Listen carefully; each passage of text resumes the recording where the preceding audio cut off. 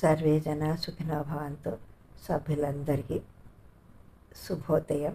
నేను మీ రాజేశ్వరిని. ఇవాళ వివేకానంద సూక్తులు కొన్ని మీకు చెప్తాను.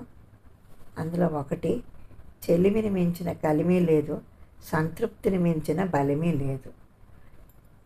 ఇక రెండోది, ఒక మనిషికి మరొక మనిషికి మధ్య గల తారతమ్యం ఆత్మవిశ్వాసం ఉండడం, ఆత్మవిశ్వాసం లేకపోవడం అనే భేదం వలన కలుగుతుందని మనం గుర్తించవచ్చు.